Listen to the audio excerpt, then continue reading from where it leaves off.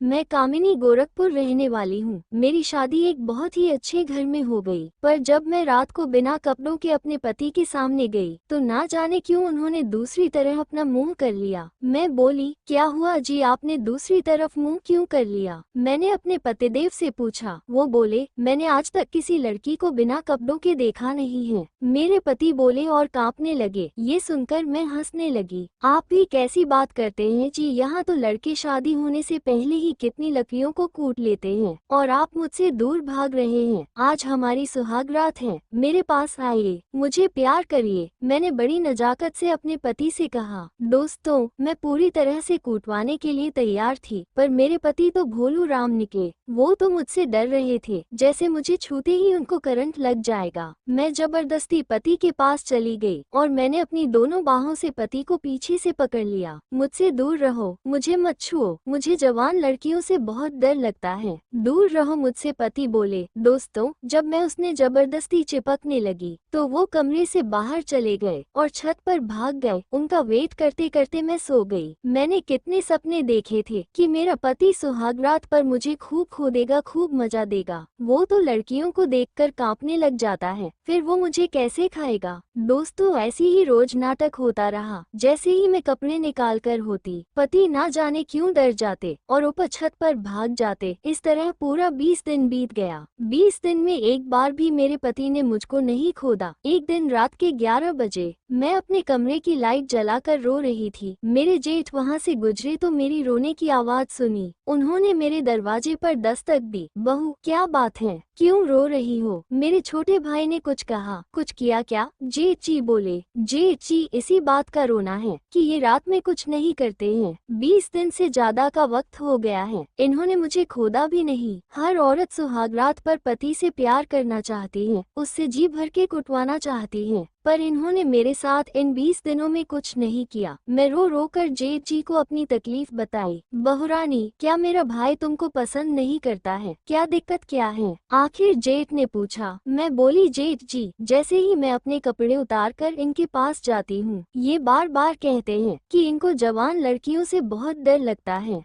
फिर ना जाने क्यों ये मुझसे डरने लग जाते हैं और मुझे नहीं लेते हैं और छत पर भाग जाते हैं। मैंने जेठ को सब बताया। दोस्तों, अगले दिन मेरे जेठ मेरे पति को डॉक्टर के पास ले गए। उसने बताया कि अगर बचपन में मेरे पति की कोई माल बन जाती और अगर ये उसको खा लेते तो ये लेने से नहीं डरते, पर 35 साल तक बिना खाने के कारण मेरे पति अब खाने के नाम से ही डरने लगे हैं। इनको जेनोफोबिया नामक मानसिक बीमारी हो गई है, डॉक्टर ने बताया। दोस्तों, ये सुनकर मैं बहुत रोई कि अब मेरा क्या होगा। अब इस ससुराल में मुझे कौन लेगा? कौन मेरी गुलाबी मखमली ओखली में मुसर देगा? मेरे जेठ ने पति को एक सेंटर पर भर्ती करवा दिया। मेरे पति अब 4 महीने के लिए उस सेंटर में भर्ती हो गए थे। एक रात 12 बजे मेरे जेठ मेरा हाल चाल लेने मेरे कमरे में आए। मैं उस समय बहुत बहुत डिप्रेस थी, क्योंकि आज 3 महीने मेरी शादी के हो चुके थे। किसी ने मुझे नहीं लिया था, इसलिए मैं नहाने चली गई थी। मेरे कमरे का दरवाजा मुझसे खुला छूट गया था। छोटी बहू, कहाँ हो? जेठ जी ने आवाज लगाई। मैं तो नहा रही थी, इसलिए मैं सुन नहीं पाई। धीरे धीरे जेठ अंदर बाथरूम की तरफ चले आए। बाथरूम की खिड़की मैंने खुली छोड़ रखी थी, क्योंकि गर्मी के मौसम में अंदर बहुत गर्मी हो जाती है। मैं बाथरूम में खड़े होकर शावर के ठंडे पानी से मैं नहा रही थी। दोस्तों, मुझे पता ही न चला कब मेरे जेठ जी बाथरूम के बाहर आकर खड़े हो गए और मुझे नहाते देखने लगे। बड़ी देर में साबुन अपनी गोरी गोरी मस्त जांघों पर मलती रही। मेरे जेठ मुझे ताड़ ताड़ कर खूब मजे लेते रहे। फिर मैंने नहाने के बाद शावर बंद कर दिया और मखमली तौलिया से मैं अपना जिस्म पोंछने लग गई। मैं बाथरूम से बाहर निकली। सामने जेठ जी खड़े होकर मेरे जिस्म को ताड़ रहे थे। मैं इतनी तेजी में बाहर निकली कि उनको देख नहीं पाई। मैं अपने जेठ जी से टकरा गई और मेरा पैर फिसल गया। क्योंकि मेरा पैर गीला था, मैं जमीन पर गिरने ही वाली थी कि मेरे जेठ ने मुझे पकड़ लिया और बाहों में भर लिया। वो ऐसा एक्सीडेंट था कि सब कुछ बहुत जल्दी में हुआ था। कई मिनटों तक मैं और मेरे जेठ मुझे बाहों में भरकर थामे रहे। और उन्होंने मुझे नहीं गिरने दिया। दोस्तों, हम दोनों के बीच में उस वक्त ना जाने क्या हो गया था कि मेरे जेठ ने मुझे बाहों में भर लिया और यहाँ वहाँ चूमने लगे। मुझे बहुत सुकून मिला था। बदन से साबुन की भीनी भीनी मदहोश कर देने वाली खुशबू आ रही थी। मेरे जेठ जी मुझको यहाँ वहाँ चूमने लगे। मुझे अच्छा लग रहा था, इसलिए मैंने उनको नहीं रोका। फिर दोस्तों, खड़े खड़े ही मेरे जेठ मेरे भीगे जिस्म से छेड़खानी करने लगे। मेरा मर्द तो लड़कियों को देखकर भागता, पर मेरे जेठ ऐसे नहीं थे। वो कई औरतों को वो खा चुके थे। जेठ जी, आपकी बहू कब से भूखी, आज मेरे ही कमरे में ले चलकर खा लीजिए, मैंने कह दिया। उसके बाद जेठ ने मुझे अपनी गोद में उठा लिया और मेरे बेडरूम में ले गए। उन्होंने मुझे बेड पर फेंक दिया, मेरे पास आ गए। मेरे बाल बहुत लंबे और घने थे। अभी अभी नहाने के कारण मेरे बाल भीगे हुए थे, इसलिए मैं इस वक्त बहुत सुंदर और बहुत भूखी रही थी। जेठ ने अपना पजामा कुर्ता निकाल दिया और जेठ जी खाने लगे। जेठ जी मेरे पर सवार थे। मैं अच्छी तरह से जानती थी कि वो मुझे खाना चाहते हैं। आपका छोटा भाई तो नहीं खाता, मुझे वो एक बार भी खा नहीं पाया, इसलिए आज रात के लिए आप मेरे पति बन जाओ और अपनी दासी की आज मनोकामना पूरी कर दो, मैंने कहा। उसके बाद जेठ जी बहुत ताव में आ गए, मुझे अपना लॉलीपॉप चुसाने लगे। मैं भी कब से प्यासी थी। आज रात भर मैं तुमको लूंगा और तेरी सारी शिकायत दूर कर दूंगा। मेरे जेठ बोले, ऐसा लग रहा था कि आज रात ही मेरी सुहागरात मन रही हो। ये क्या बहू, तुम तो कुंवारी हो, क्या शादी से पहले तुम्हारा कोई यार नहीं था? किसी से भी खा लेती बहू। जेठ जी बोले, जेठ जी, शायद मेरी किस्मत में आपसे ही खाना लिखा था। मैं कई लड़कों से खाने की कोशिश की पर कामयाब नहीं हो पाई, इसलिए अब आप ही मेरा कल्याण करो। उसके बाद जेठ ने अपना मूसल मेरे ओखली पर रख दिया और एक धक्का कसके मारा। दर्द के कारण मैंने उनको कसके पकड़ लिया था। मैंने उनके सीने से लिपट गई थी। जेठ मुझे खाने लगे। आज शादी के 5 महीने बाद पहली बार मैं खा रही थी। मुझे अजीब सा नशा चढ़ने लगा, जैसे हजारों चींटे मुझे काट रहे हो। मेरा बदन जैसे थिरकने लगा। जिस बेड पर मैं जेठ जी से खा रही थी, वो चू चू की आवाज करने लगा। हम दोनों जेठ और बहू पसीने में भीग गए थे। दोस्तों, आज मैं खा चुकी थी और अपने जेठ के साथ अपनी सुहागरात मना चुकी थी। उसके बाद मैंने उसने प्यार करने लगी थी। उस रात मैंने जेठ को बाहर निकलने ही नहीं दिया। सुबह 5 बजे तक उन्होंने मुझे 7 बार खाया। अब मेरे पति पूरी तरह से ठीक हो चुके हैं, उनका इलाज पूरा हो चुका है। अब वो मुझे रात में खाते हैं, पर मैं अपने जेठ से भी फंस चुकी हूँ और छुप छुप कर उसने खा लेती हूँ। धन्यवाद।